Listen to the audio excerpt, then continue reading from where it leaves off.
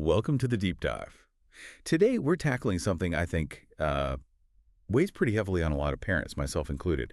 It's this huge pressure of, what's the term, hyperpaternidad or, intensive parenting. That constant feeling. Yeah, exactly. This idea that society kind of drills into you that as a parent, you've got to perfectly manage like every single second of your kid's life. Right. Always present, always switched on, curating everything. Totally. Making sure they develop right, they're happy, they succeed. You're the chauffeur, the tutor, the planner, the therapist.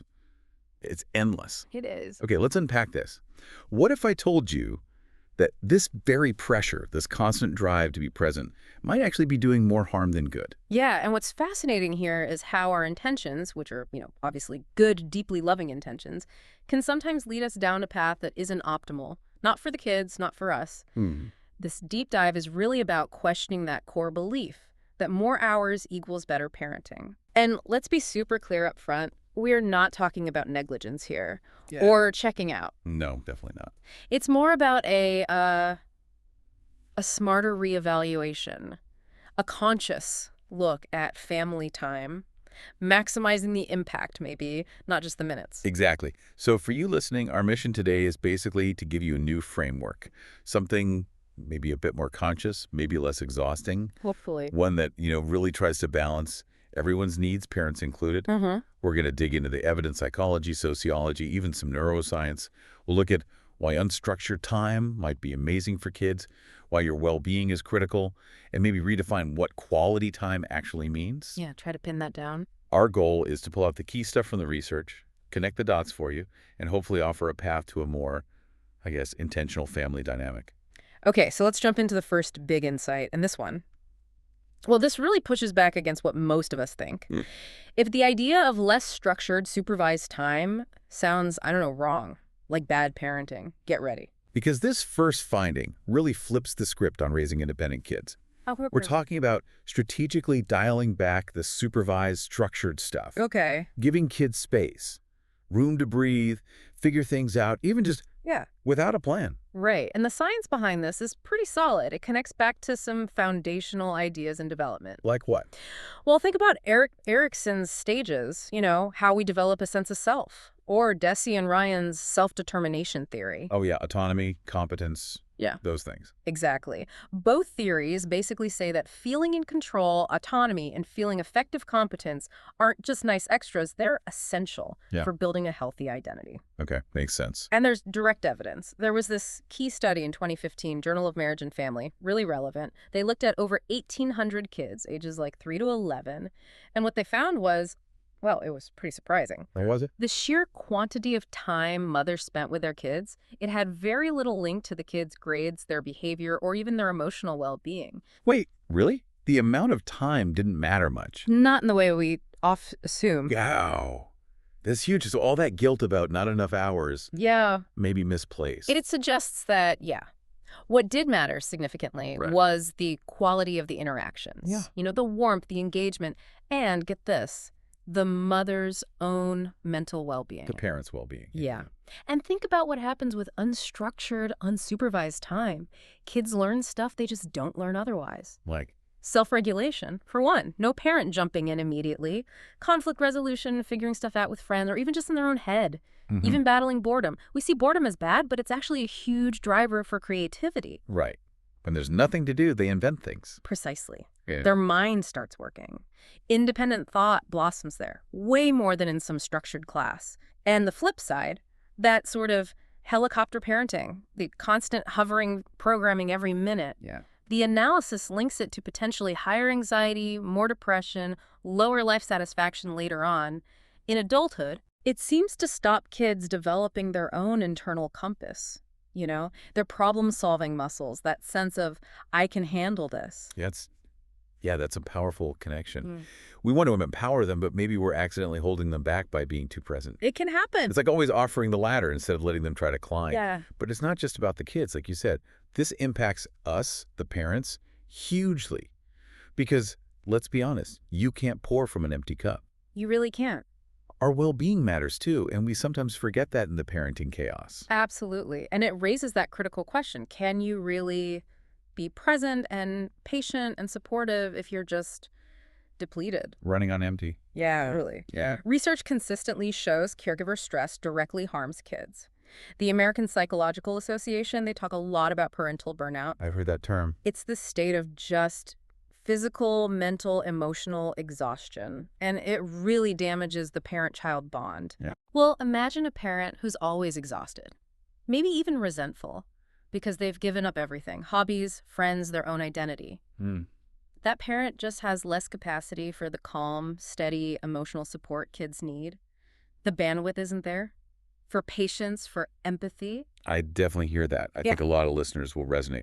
But finding time for self-care, it feels like a total luxury sometimes, almost impossible. Right. And maybe even selfish, to put yourself first. And that's exactly the mindset shift we need. It's about reframing it. Taking time for yourself, an hour for a hobby, coffee with a friend, just a quiet walk, even time with a partner. It is not selfish. Okay. It's actually a vital investment in your ability to parent well. So like indirect parenting time. Kind of. Think of it that way. A parent who's rested, recharged, maybe feeling a bit more fulfilled, they're going to be more patient, right? Yeah, definitely more present. More affectionate, probably, during the time you do share. It creates this positive cycle. You care for yourself, you have more to give, the kids benefit directly. So it's not about being super parent who never needs a break. It's about being strategic, emotionally smart, knowing your well-being supports theirs. Exactly. Well put. Which brings us right to the heart of it. Quality versus quantity. We always hear quality time. But what does that actually look like? Especially when we're saying maybe less time overall isn't bad. Yeah, quality time gets thrown around a lot. The key difference is mental presence. Right. Real warmth, not just duration. Okay, give me an example. All right, picture this. 15 minutes. Focused conversation at dinner, really listening, no phones, or reading a book together, totally immersed, or just playing, properly engaged, no digital pings pulling you away. That 15 minutes, genuinely, it can be worth so much more than, say, hours physically in the same house, but you're stressed, distracted on your phone. Just coexisting. Exactly. Emotionally checked out. The research we looked at suggests that pressure to spend long stretches together can actually backfire. Oh. It can lead to forced interactions, moments that feel less authentic, less enjoyable for everyone. Yeah, I can see that. It's about being truly present, fully engaged, not just physically there. Big difference between sharing an experience and just sharing space. That is a really freeing distinction, I think. Depth, not just proximity. Yeah. Okay, let's unpack this a bit more. How does this approach giving kids more space, less constant supervision, how does that actually prepare them for real life? You know, the bumps in the road. What's fascinating here is that kids actually need to face challenges, age-appropriate ones, of course, the little micro-frustrations. Micro-frustrations? Yeah, to build resilience, that ability to bounce back from setbacks. It's like a muscle, you have to work it. Okay. Psychologists like Madeline Levine, she writes about overparenting pitfalls, and Angela Duckworth with her work on grit. Right, grit. Perseverance. They both argue that too much parental intervention actually stops kids from developing that perseverance, that mental toughness. How?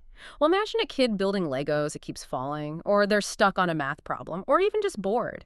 If a parent rushes in to fix it, give the answer, hand over a screen, the kid misses out. On figuring it out themselves. Exactly. By not micromanaging everything, parents let kids practice making decisions, making mistakes even, and learning from the natural results, but in a safe way. Okay. That's what builds that internal compass. Confidence in their own ability, not always looking outside for the answer or for rescue. They learn they can solve problems, handle feeling uncomfortable, adapt. That makes so much sense. We're aiming for capable adults, right? Not just kids who do well with constant help. That's the goal. So, okay, what does this mean day to day? Because let's be real, putting this into practice, that means fighting some strong habits and huge societal expectations. Oh, absolutely. It is not easy. There are real hurdles. Like what? Well, first, just the social pressure, that perfect mother ideal, or perfect parent, really, and the shaming that can happen. Yeah, the judgment if you're not doing everything all the time. Right. If you prioritize personal time or work, you can face stigma. It takes real courage to push back against that. We need a bigger cultural shift there, really, acknowledging everyone in the family has needs. And it's not just attitudes, it's practical stuff, too, isn't it? Like where we live. Definitely. If you're in a city, finding safe places for kids to just play unsupervised, it's tough. Yeah, very true. Which puts more pressure back on parents to be there constantly because the environment doesn't feel safe otherwise. Okay, what else? Then there's the whole attention economy. Technology, Screens everywhere. Work emails pinging 204/7. Oh, yes. It makes protecting genuine quality time for family or yourself incredibly hard.